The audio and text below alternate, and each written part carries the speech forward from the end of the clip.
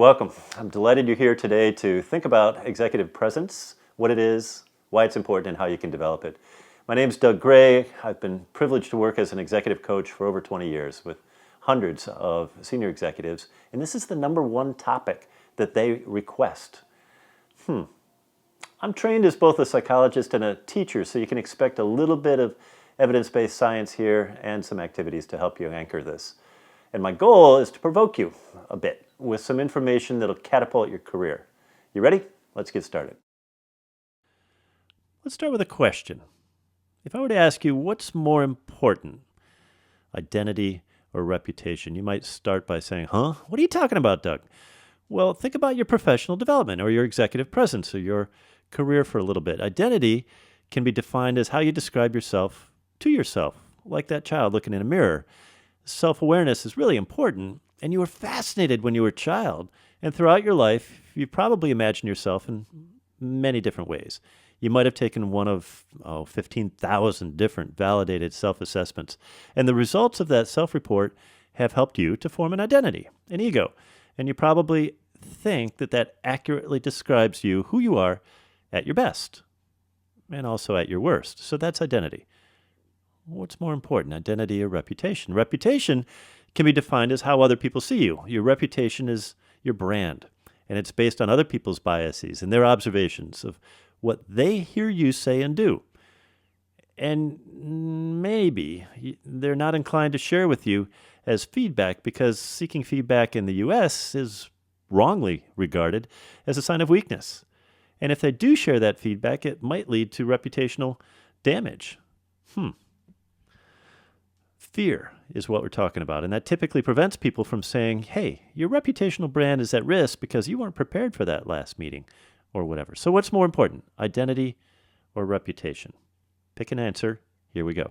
So identity is how you see yourself, like the child in a mirror, and reputation is how others see you, like a thumbs up or a thumbs down vote.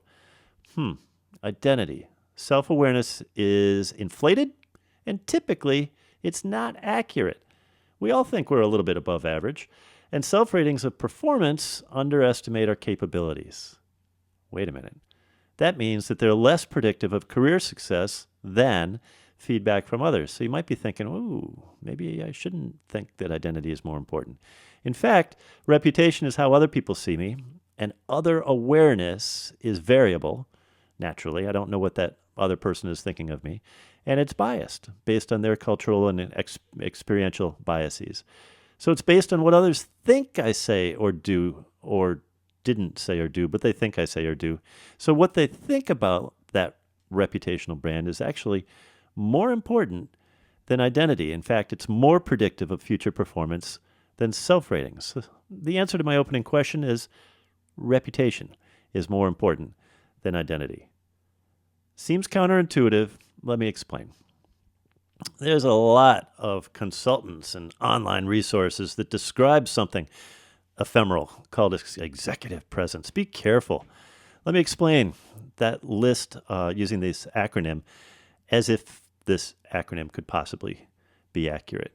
A, B, C, D, E, and then G.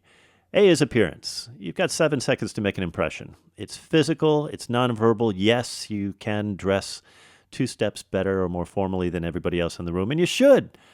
Behaviorally, what you do and say is critical. When you speak with confidence, when you sit up, lean forward, look people directly in the eye, all those things accelerate your executive presence.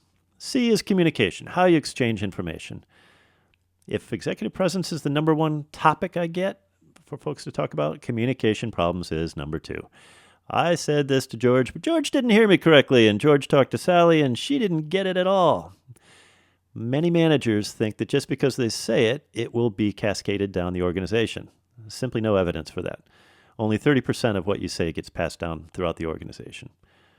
So what's another part of executive presence? Some people talk about your digital twin. It used to be a fingerprint or a toe hold, but now it's a twin, and it defines your reputational brand. It's the reason why. Who you are in the digital world, in LinkedIn and YouTube and your TED Talk, is so critically important in your career. So let's get at this description of what executive presence is. There are people online who say, Looking and acting like a leader is really important. That's how we describe executive presence. And they created this goofy formula, gravitas plus communication plus appearance is somehow formulaic and mathematically significant. In fact, one reported stat is that 64% of executive presence is defined by a thing called gravitas. Well, I couldn't find any evidence for that number, and I did a detailed academic search in peer-reviewed journals, and evidence-based science has defined all kinds of protocols, but none for executive presence. So be careful of those often repeated numbers that lack any empirical backing. Gravitas may or may not include confidence and decisiveness and integrity and emotional intelligence, which can be quantified and can be developed over time. But we don't really know that those descriptions get at what executive presence is.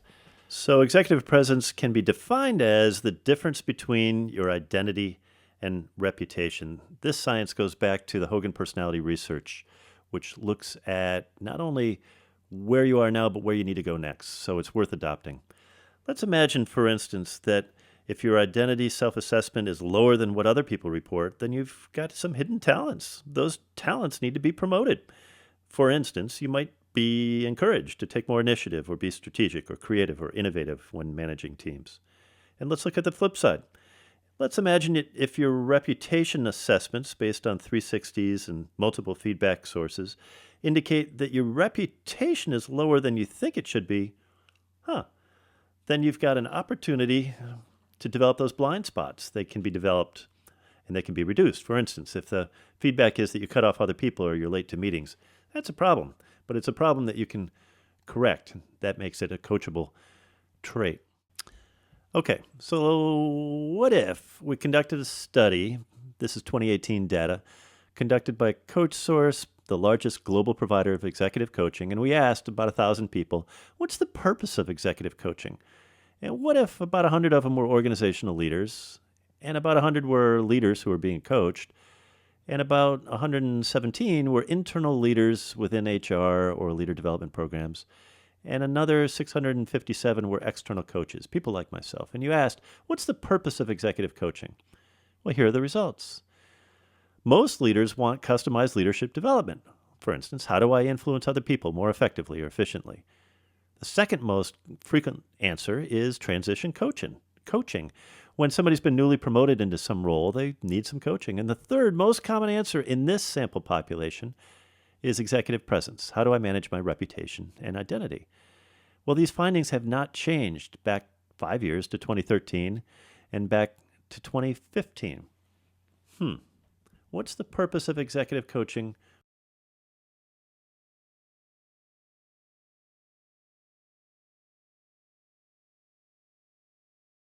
So let's wrap this up with a real short summary. Executive presence is the difference between your identity and your reputation, like the little child that you were when you looked in the mirror, and those thumbs ups and those thumb down votes that other people provide as feedback. 2 main points. Other people matter more than you can ever imagine. So let's start with that as a big assumption. And secondly, your relationships with others is going to determine your career success. The quality and quantity of those relationships is simply critical. So I want to thank you for spending a couple minutes looking at this content. My name is Doug Gray. I invite you to contact me at action-learning.com and make it stick. Do something with this executive presence stuff. All the best. Bye-bye.